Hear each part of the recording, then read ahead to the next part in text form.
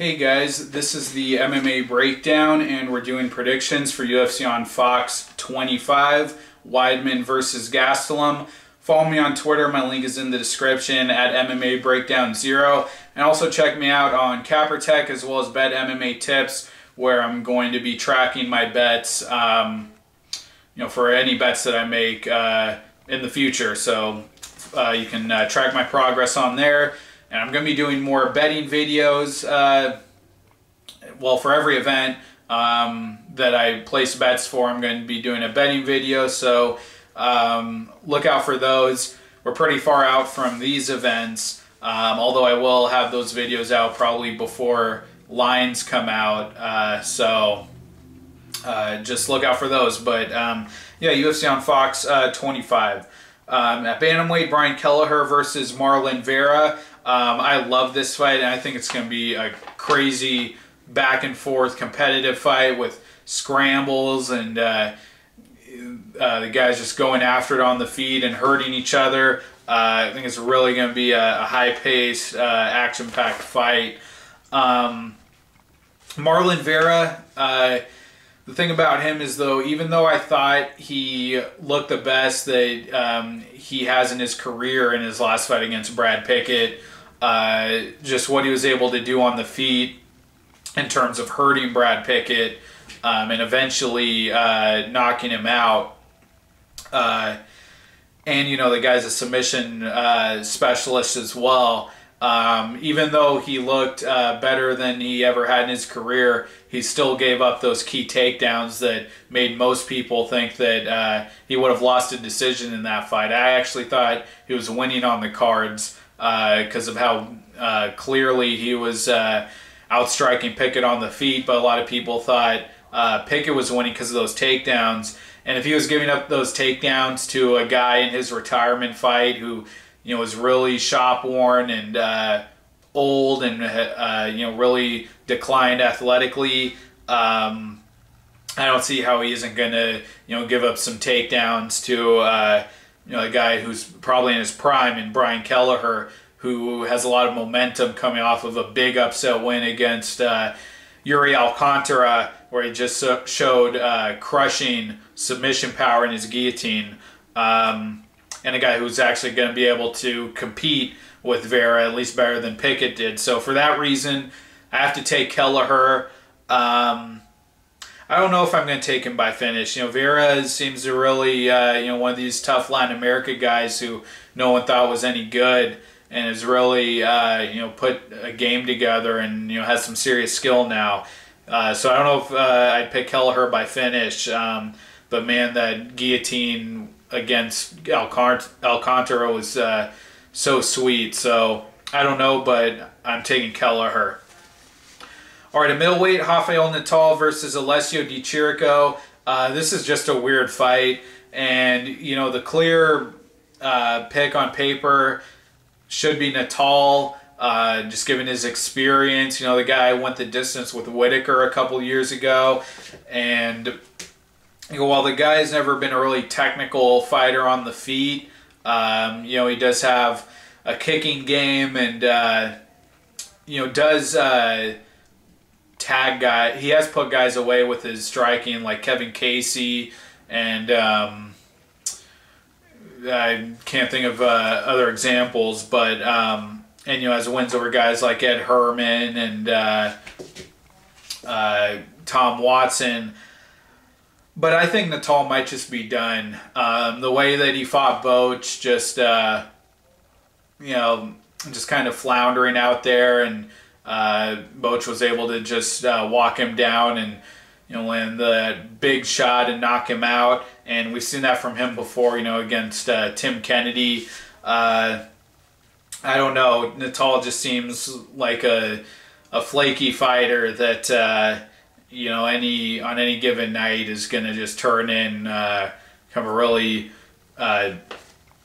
disappointing performance. And Di Chirico, while he doesn't have much skill with his striking and on the ground getting subbed by Spicely, and even in the Balikovic fight, was taken down right at the end of that first round, and just with seconds left, Belikovich was able to lock in a Kimura that looked like he would have finished if time didn't run out.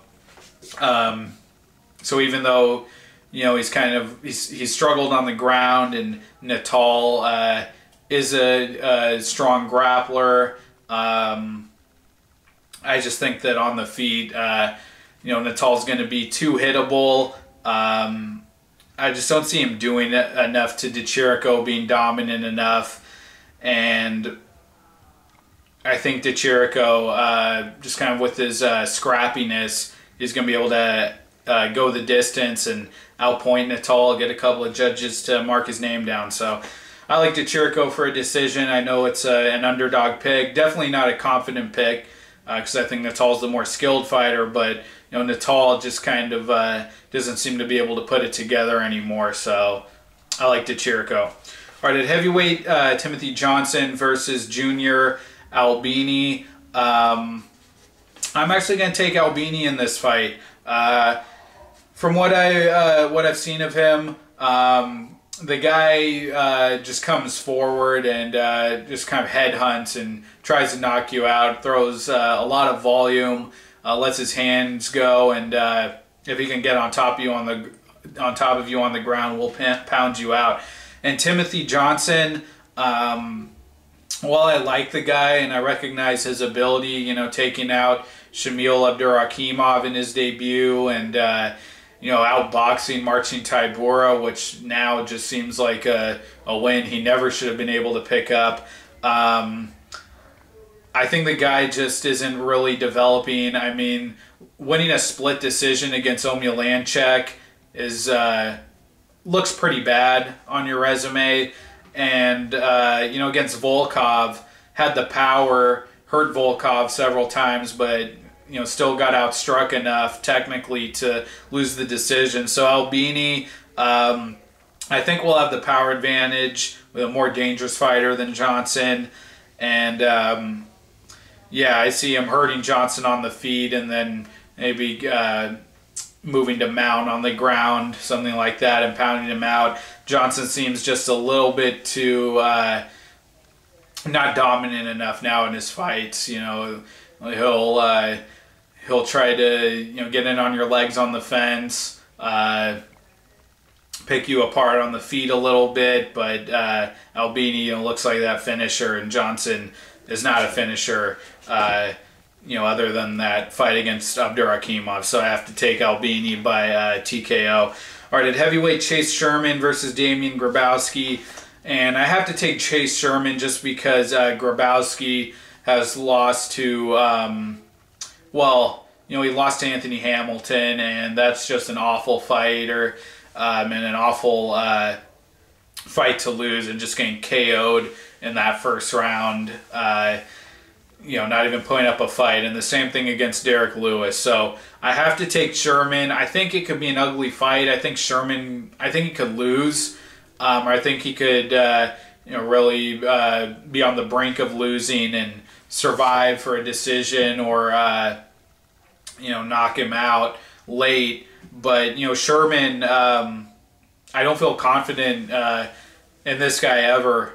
You know, got knocked out by Walt Harris. Got dominated and almost knocked out by Justin Ledet, and just doesn't seem like a high IQ fighter. You know, against Ledet, should have attempted takedowns, and then his last fight against, I think the guy's name was Rashad Coulter, making his UFC debut.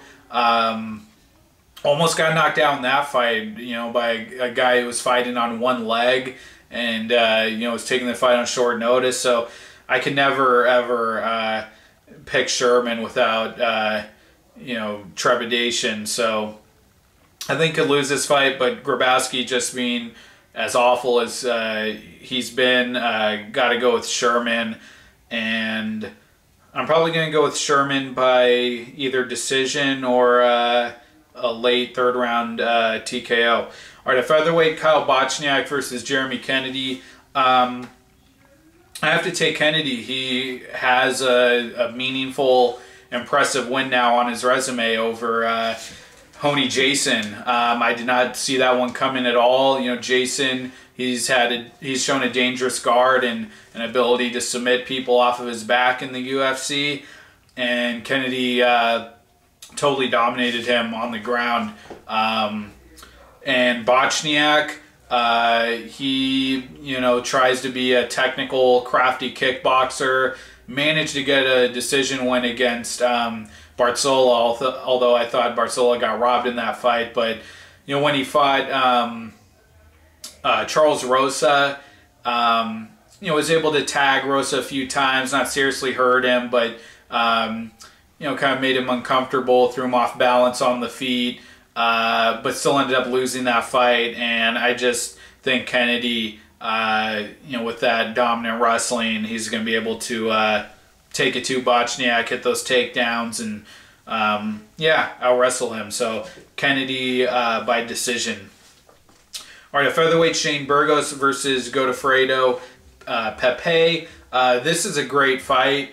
Burgos has the momentum, really looking very impressive against Thiago Trator, and in his last fight against Charles Rosa, really has fast hands, big combination puncher, and has pop in his hands. You know, he finished both of those guys, I believe.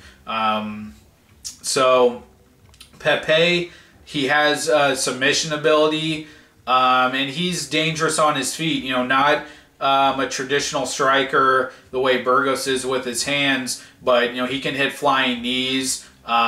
He still has power in his hands when he connects. He just is kind of so wild with his submission attempts that when he can't hit that sub, he ends up getting out-wrestled like he did against Darren Elkins. But I think Burgos is going to be the best boxer that Pepe has faced probably in his whole UFC career. He's a guy who has enough firepower to go toe-to-toe with him on the feet. I do worry that Pepe can jump on a submission, you know, pull guard, or that's something he's done a lot in his career, or take his back. But, man, Burgos has all the momentum, has been looking very impressive. And Pepe not having, you know, a really traditional or functional striking game other than, you know, trying to land these fight-ending shots. I think Burgos just outboxes him and connects on him too much. So I like Burgos for a TKO. All right, a lightweight, Chris Wade versus Frankie Perez. And to me, this is just going to be an ugly, ugly fight for Perez. Wade should get him down, and if he doesn't submit him, just pound the crap out of him. Wade is a really high-level wrestler, a very physically strong wrestler and fighter, and Perez got dominated in that way by Johnny Case, who since then, you know, has really kind of lost momentum and has taken some bad losses. So yeah, watch that Case fight if you need a refresher on you know, Perez's wrestling game and his game off of his back. Case took him down all day and then just pounded him out in that third round for a TKO finish. And Wade, who's actually you know, a credentialed wrestler, I think should be able to do that, if not to a higher degree. So Wade by TKO, very confident in that one. At welterweight, an interesting fight, Lyman Good versus Alizu Zaleski dos Santos. Dos Santos has very quietly put together kind of an impressive win streak over his last couple of fights, with wins over Omari Akhmedov and Keita Nakamura. However, in both of those fights, you know, was not dominant throughout. Akhmedov is kind of outstriking him early in that fight, and then Keita Nakamura was able to take his back from the beginning of the fight and was working a choke and almost was able to tap him out. And then I thought even did enough in the second round to win a decision. So Dos Santos kind of has to dig out of a hole in most of his fights. you see the technique, like against Akhmedov, late in the fight where he's able to turn up the pace and starts letting his hands go. But I think Akhmedov kind of tired himself out in that fight. I think that's the same thing that happened to Nakamura. And Lyman Good, I just don't think is going to give Zaleski dos Santos those opportunities to capitalize late or just to kind of scramble with him on the ground like he did to Nakamura and also to Akhmedov. I think Good is going to keep it on the feet, stay really technical, really composed, really defensive like he did against Andrew Craig. And I just think he has a more technical boxing game and is really defensively sharp. The fight against Craig, it kind of looked like nothing was going on until Good was able to land the knockout shot. But if you watch it again, it's actually, I was impressed with Good's defensive awareness in that fight, and how technical he was, picking his shots. So I think he's just going to play a very patient game against Dos Santos and win a decision. But Good's still that guy who got badly out wrestled in that ugly loss to Ian Stevens on Tough, and Stevens mocked him for being the Bellator champ and not being able to win that prelim fight on Tough. So I don't have a lot of confidence in Good. I just think this is a really different kind of matchup for Dos Santos than his previous two opponents. So I'm going to take Good by decision. All right, at welterweight, Ryan LaFlare versus Alex Oliveira. And, man, I think LaFlare's his UFC career is going to come crashing down in this fight because LaFlare, while he's certainly a solid wrestler and has good cardio and has put together at least a serviceable striking game, he's just not a finisher, does not have submission ability. And Oliveira, maybe not as technical a wrestler as LaFlare, but this guy's a killer. He's a finisher. I think LaFlare's going to try to wrestle too much, and Oliveira's going to be able to reverse position on him, hit him with some big ground and pound shots, possibly submit him. But, man, if LaFlare tries to play that kicking-based game like a lot of wrestlers seem to develop, if he just tries to hang out at range on the feet, I think Oliveira's got enough power in his hands and enough aggression and confidence in himself to just come right at LaFlare, and he's going to hit him hard, and I think LaFlare's going to go down. I was really bothered by LaFlare not being able to finish Juan Carnero, after that ugly fight that Carnero had with Kenny Robertson. LaFlare, as much time as he was able to spend in top position, couldn't really threaten a finish, and then at the end of that fight, Carnero mounted him. So Oliveira, technically not, not the greatest technical fighter you've seen, but he's very aggressive, really puts that size on people, really breaks them down in the clinch like he did to Will Brooks, and just when he smells blood will absolutely go after you. So I like Oliveira by TKO here. All right, light heavyweight, Patrick Cummins versus Gian Villante. Villante, if he can fight the way he fights when he's on, when he's sharp and everything's working right, I think he knocks out Cummins, who just seems like he cannot strike to save his life. Getting put out by Little Nog and then just getting beat within an inch of his life against Jan Blachowicz. Just looking terrible in that fight, and managed to survive and get the win, but man, that was ugly. Villante, when he's on, he's a good kickboxer. He's technical, He's got good kicks and good timing. He's got good punches. I mean, he's powerful. He is. I just don't see Cummins being able to do anything to Villante on the feet. But could Villante get out wrestled? I absolutely think he can. Fabio Maldonado was able to outlast Villante, had the better gas tank down the stretch, and even was able to drag him down late in that fight.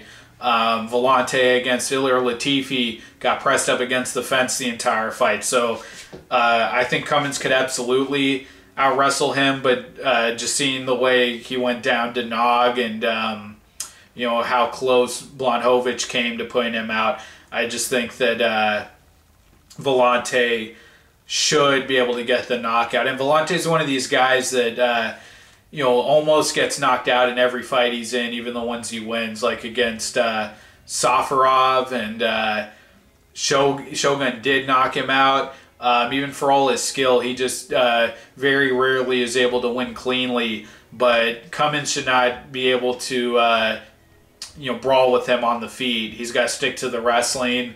And yeah, I just think Villante he's got enough power that he just needs one hard shot, and he'll probably rock Cummins and be able to finish him off. So Villante by TKO. All right, at bantamweight, Jimmy Rivera versus Thomas Almeida. This is going to be, I think, a big test for Rivera. It's the right one. He's a really solid, fundamental boxer, but not the most dangerous fighter. He had some really good knockouts in his first couple of fights in the UFC. Or I think just one fight when he fought Marcus Brimage, but since then has really not shown fight-ending power, and is just kind of content to cruise to decisions like he did against Faber. And even the Alcantara fight was tough for him. He ate a lot of shots, took damage in that fight, and Almeida, with as much power and volume as he has, I kind of have a hard time seeing Rivera just being able to methodically outbox him the way he did to Faber and Pedro Munoz and those guys. So I'm actually going to take Almeida here. I think there's still a question of where he is after that Garbrandt loss, and seemed like in that Garbrandt fight that a guy with a traditional boxing game would kind of be his foil, but I just think Rivera's a little bit too basic. Almeida, he has that volume we saw in that Albert Morales fight, even though Almeida looked a little hesitant early, got his back taken. That finishing sequence, you still saw all the power and the hand speed that Almeida has. I think it's just going to be a little too dangerous for Rivera, so it's a close, tough fight. I would not bet on this one, but I'm going to take Almeida by TKO. All right, at featherweight, Dennis Bermudez versus Darren Elkins, and this is a great matchup. I think everyone's going to totally ride off Bermudez here, and deservedly so, because of his recent losses, and losing, getting finished by Korean Zombie and Jeremy Stevens, Ricardo Lamas before that. His only meaningful win over the last, year and a half has been Honey Jason, and that doesn't say all that much.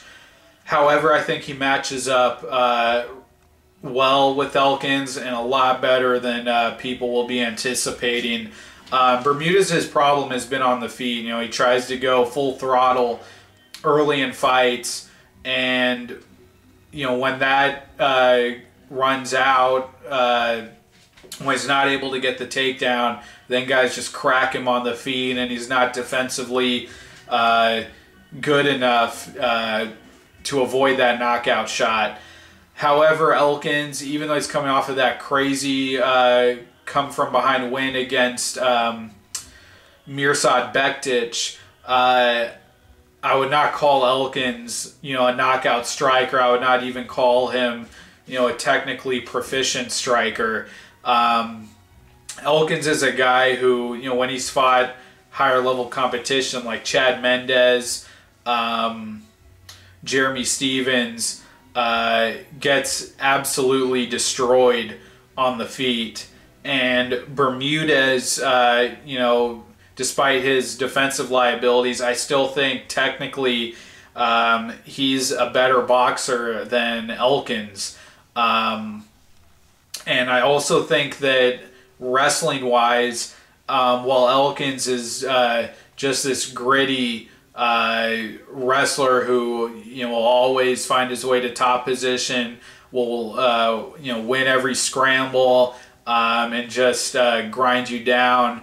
I think Bermudez is the more athletic wrestler, and I think given his frame in this fight, being the shorter fighter, I think he'll be able to hit takedowns on Elkins. I do think he has a better like a traditional takedowns, like a blast double, than Elkins. Elkins is a guy who's going to look to tie you up on the feet first, get that tight waist and then drag you down.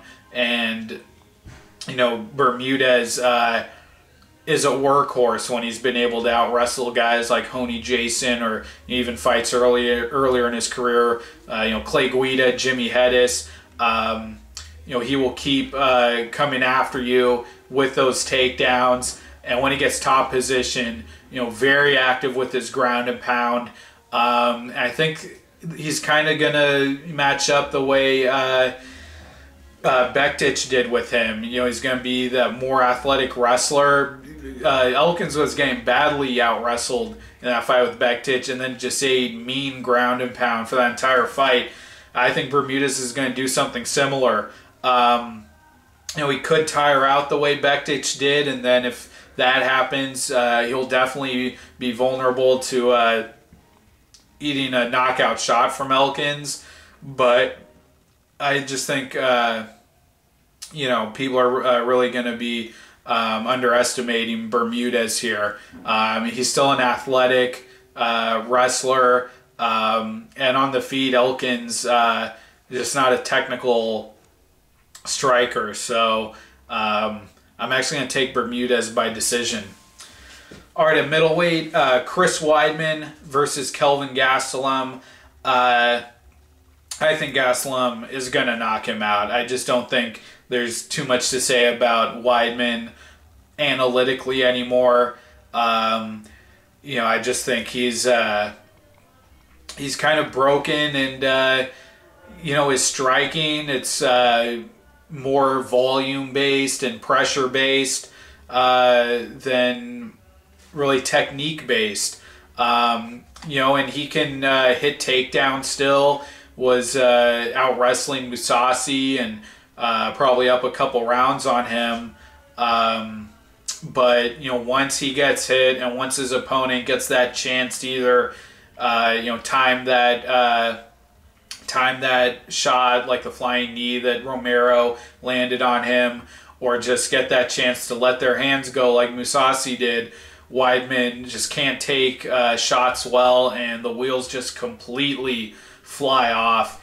And I think that's going to happen here against Gastelum. Gastelum, the way that Kennedy was able to get him against the fence and get the tight waist and really try to ragdoll him early in that fight, that kind of gives the impression that Weidman might be able to out-wrestle him. Gastelum being the smaller fighter, but Gastelum being a good wrestler himself and just being so stout and stocky here, I think Weidman's going to have a tough time taking him down. And especially in the pocket, Gastelum he just has big power at middleweight. He's a very technical boxer. He's got great hand speed, and Weidman's just going to want none of that, I think. So I think Gastelum's going to get to work pretty early here. I'm going to go with him by second round knockout. I just really think Weidman has no chance, and it's just not been the same since the Rockhold fight. Not as confident with his wrestling against Romero. Didn't have that much success with it. Looked a little better against Musasi, but again, you know, it's just taking guys down. And other than that, you know, it doesn't have submission offense anymore. And on the feet, his striking is really just kind of serviceable. It's not a knockout weapon the way we thought it would be years ago after he beat Silva. And Gastelum's boxing has just been on point. The hand speed, the power, and then when Weidman starts to get hit, you know, just goes totally downhill from there. So Gastelum by knockout, I'd say probably second round. That's my pick. And I just don't see a way that Weidman wins it. So yeah, that's a confident pick of mine. All right, so my most confident picks for this card, I'm going to go with Gastelum and Oliveira and Wade. Those would be my truly confident picks. And then I would also go with Kennedy. And then I'm going to go with Villante, although that's not, especially that one, you know, is not a truly confident pick, just given how, you know, Volante always is kind of on the precipice of getting finished himself in his fights. But to give you 5, that's the one that I would throw in there. So those are my 5. Thank you for watching, and look out for my betting video for this event. And then I'll be back pretty soon with predictions for UFC 214, Jones versus Cormier 2. Thank you guys, and don't forget to follow me on Twitter. My link's in the description at MMA Breakdown 0. Take care, and I'll see you guys in the next video. Bye.